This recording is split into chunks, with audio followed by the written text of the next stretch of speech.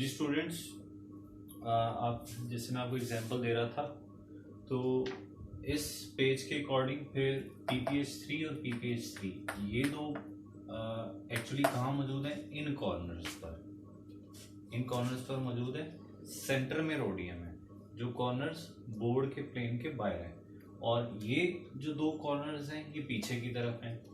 ये जो दो कॉर्नर्स हैं इन पे हैं क्लोरीन और PPH3। तो इस तरह आपका ये जो मॉलिक्यूल है ये एक स्क्वायर प्लेनर बनता है। सेंटर पे रोडियम और PPH3 और क्लोरीन। नाउ हम मूव करते हैं इसकी प्रिपरेशन की तरफ। प्रिपरेशन बहुत सिंपल है। रोडियम ट्राइक्लोराइड साथ में 3 वाटर ऑफ क्रिस्टलाइजेशन है। इसमें ऐड करना है PPH3 ट्राइफिनाइल फॉस्फीन। एक्सेस बहुत ज्यादा मिकदार इसकी होनी चाहिए, और एथेनॉल आपका यहाँ पर सॉल्वेंट है। इन दोनों के रिएक्शन से प्रिपेयर होगा Wilkinson catalyst RHCl PPH3 thrice, साथ में O डबल बॉन्ड PPH3। ये इक्वल का साइन नहीं है, डबल बॉन्ड है। साथ में जो आपका सॉल्वेंट है ये ऑक्सीडाइज्ड हो जाता है।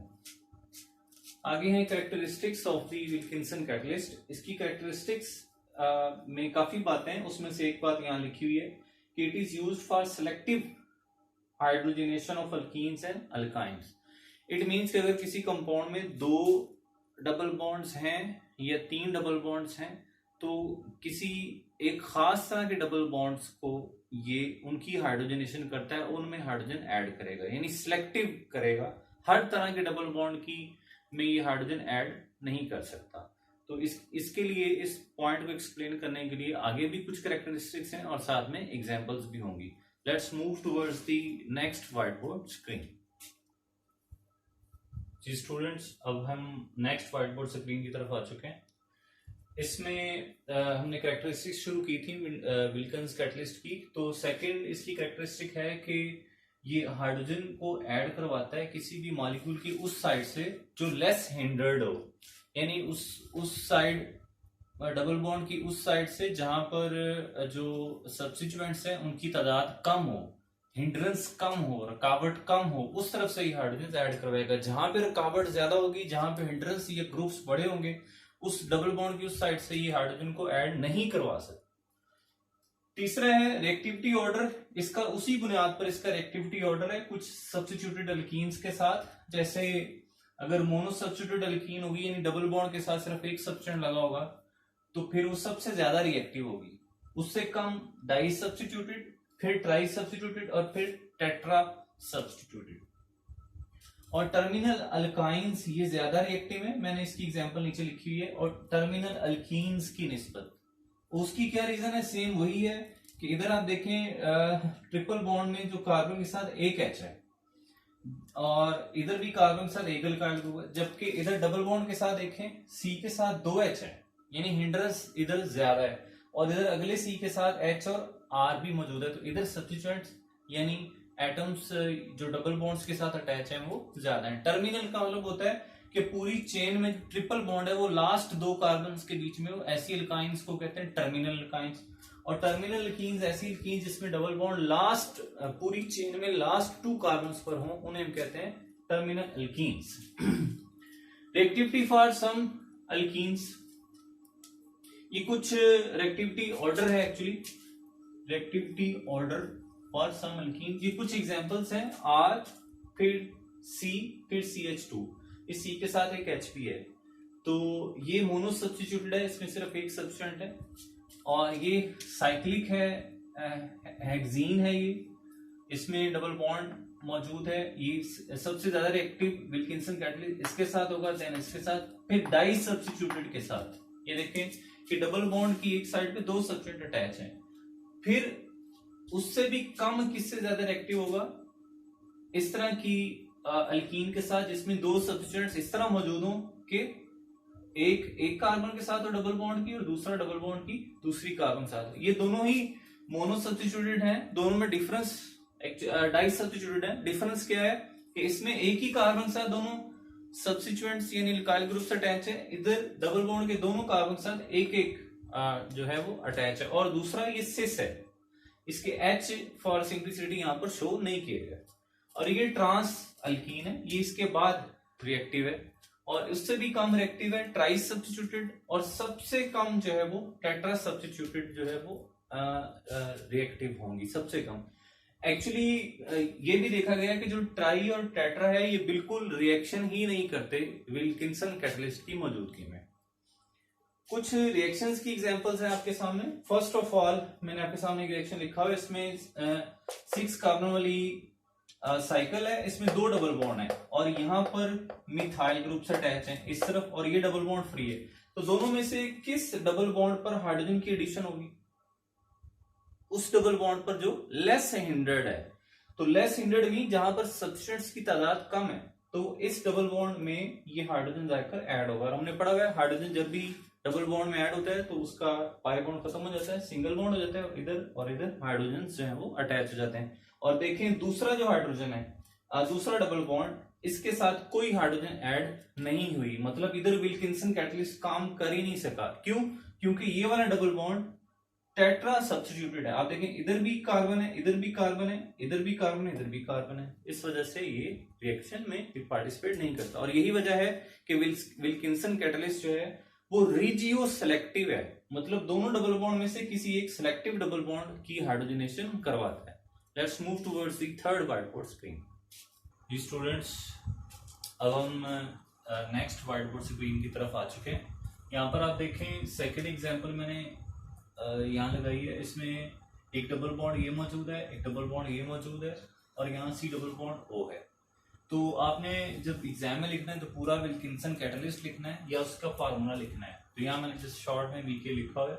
हाइड्रोजन गैस की मौजूदगी में रिएक्शन होता है, हाइड्रोजन ऐड होती है। अब आप सोचें कि हाइड्रोजन किस डबल बॉन्ड में ऐड होगी, आया कि इस डबल बॉन्ड में, इस डबल बॉन्ड में, इस डबल बॉन्ड। तो इसका आंसर ये है कि विल्किंसन कैटलिस्ट जो है ये सी डबल बॉन्ड ओ की रिडक्शन नहीं करवाता, इसमें हाइड्रोजन ऐड नहीं होते। वो लिथियम एल्यूमिनियम हाइड्राइड या सोडियम बोरोहाइड्राइड वो सी डबल बॉन्ड ओ की रिडक्शन करवाता है, विल्किंसन कैटलिस्ट नहीं करवाता, इसलिए यहाँ H2 ऐड नहीं होगा। उसके अलावा इन दोनों को अगर हम देखें तो ये जो डबल बॉन्ड है इसकी इस साइड पर 2 सब्स्टिट्यूएंट्स हैं, एक ये मौजूद है कार्बन, एक ये मौजूद है कार्बन, और ये वाली साइड खाली है।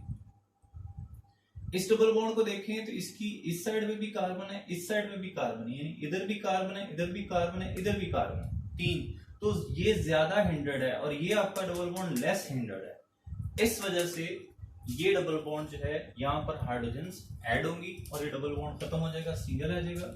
यहाँ आप हाइड्रोजन्स को यूं शो कर सकते हैं कि ये हाइड्रोजन्स मौजूद है। आप ना भी लिखें हाइड्रोजन्स तो कोई बात।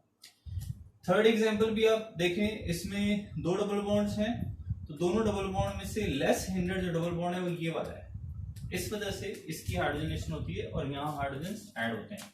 आप यहाँ लिख सकते हैं एक हाइड्रोजन इधर ऐड हो जाएगा और एक हाइड्रोजन इधर ऐड हो जाएगा, नाम भी लिखे तो खैर है।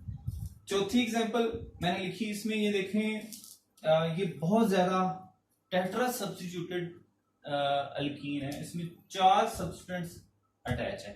तो विल्किंसन कैटलिस्ट जो है ऐसी अल्कीन्स की हाइड्रोजनेशन नहीं करवा सकता क्योंकि इसके साथ बहुत ज्यादा सब्स्टिट्यूएंट्स मौजूद है, इसलिए कोई रिएक्शन इसका नहीं होता। Let's move towards the mechanism. Mechanism में आप जो है PPH3 उसकी जगह मैंने लिखा हुआ है L, तो आप साइड पे लिख सकते हैं कि जो PPH3 है इट मींस इसकी जगह L लिखा है, सिंपल मैकेनिज्म को सिंपल शो करने के लिए, क्योंकि हर बार अगर हम PPH3 लिखेंगे तो टाइम बहुत कंज्यूम हो जाता है। तो ये रोडियम के साथ 3 PPH3 है और एक Cl है। हाइड्रोजन की मौजूदगी में दोनों हाइड्रोजन इसमें ऐड होते हैं। पहले ये स्क्वायर प्लेनर शेप होती है, हाइड्रोजन्स के ऐड होने से ये ऑक्टाहेड्रल शेप बन जाती है, जिसमें एक जो शेप इसकी फाइनल यूं बनती है, 2 हाइड्रोजन्स जो है यहाँ पर आकर अटैच होते हैं। तो ये जरूरी नहीं है कि आप ये डॉटेड और इसको वेज को ऐसे ही फॉलो करो जैसे मैंने लिखा है। अगर आप लिख सकते हैं तो अच्छी बात है, नहीं तो कम से कम आप सीधे सीधे सॉलिड लाइनों से ही बॉन्ड्स को शो कर दें, ये काफी है। जब दोनों हाइड्रोजन ऐड होगी उसके बाद रोडियम से एक PPH3 रिमूव होता है, यानी इन तीनों L में से एक L रिमूव हो जाता है। अब इसके साथ सिर्फ 5 बॉन्ड्स रह जाते हैं, तो R2L Cl और ये 2 H। ये कंपाउंड शो कर रहा है कि ये एक ट्राइंगल है जिसमें ये bond out of the plane है, ये बॉन्ड इनटू द प्लेन है।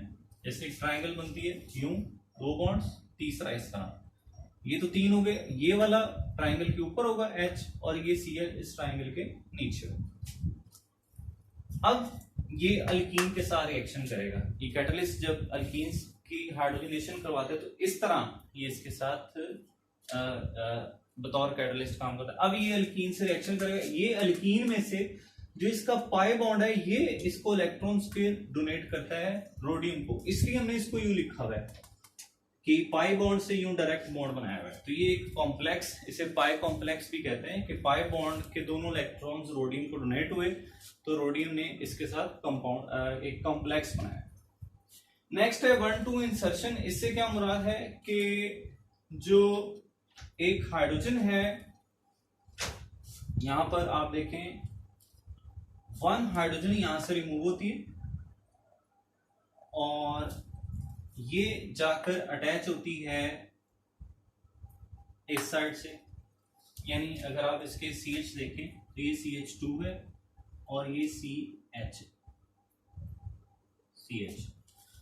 तो यहां से हाइड्रोजन रिमूव हुई, ये हाइड्रोजन ऐड होती है C के साथ। तो और ये जो CH2 है ये फिर बॉन्ड बनाता है RH के साथ। तो इस डबल बॉन्ड में अगर हम नंबरिंग करें, इसकी नोमेनक्लेचर आप ज़हन में लाएं तो ये कार्बन नंबर 1 है, जहां डबल बॉन्ड है उसको हम प्रेफरेंस देते हैं, और दूसरी कार्बन नंबर 2 है।